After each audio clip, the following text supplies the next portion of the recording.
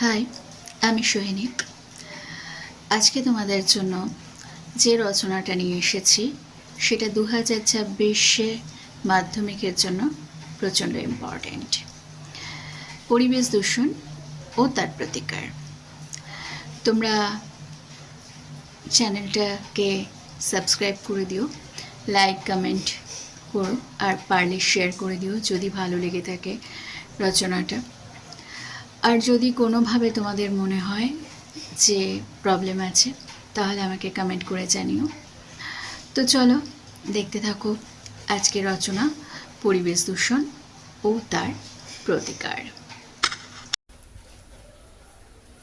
রচনা পরিবেশ দূষণ ও তার প্রতিকার। পরিবেশ হলো সেই প্রকৃতি যেখানে সমস্ত উদ্ভিদ, প্রাণী, মানুষ বাস করে, জীবন বিকাশে গুরুত্বপূর্ণ ভূমিকা পালন করে। আমাদের অস্তিত্ব পরিবেশের উপর নির্ভরশীল। সমগ্র বিশ্ব পরিবেশ আজ দূষিত।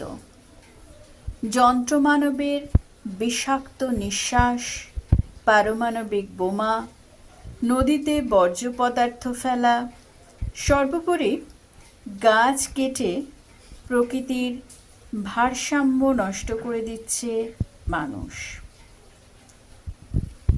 মানুষ যেমন মরুভূমির বুকে সোনালি ফসল ফলিয়েছে, তেমনি স্বার্থান্বেষী কিছু মানুষ নানাভাবে প্রকৃতিকে দূষিত করছে।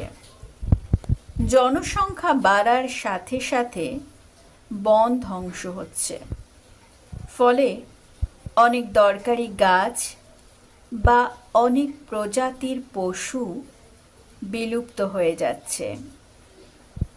আমরা নিজেরাই নিজেদের জীবন বা অন্য প্রজাতির জীবনকে ক্ষতি করে ফেলছি।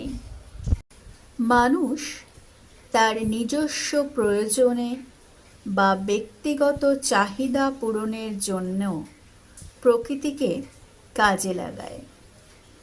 মানুষ যতই উন্নতির পথে এগিয়ে যাচ্ছে ততই পরিবেশ দূষিত হচ্ছে। সার্থক জীবন নির্ভর নির্মল প্রকৃতি আজ আর নেই। যেখানে প্রকৃতি ও পরিবেশ মানব জীবনের ধাত্রী, সেখানে এই দূষণ মানব জীবন ও প্রকৃতিক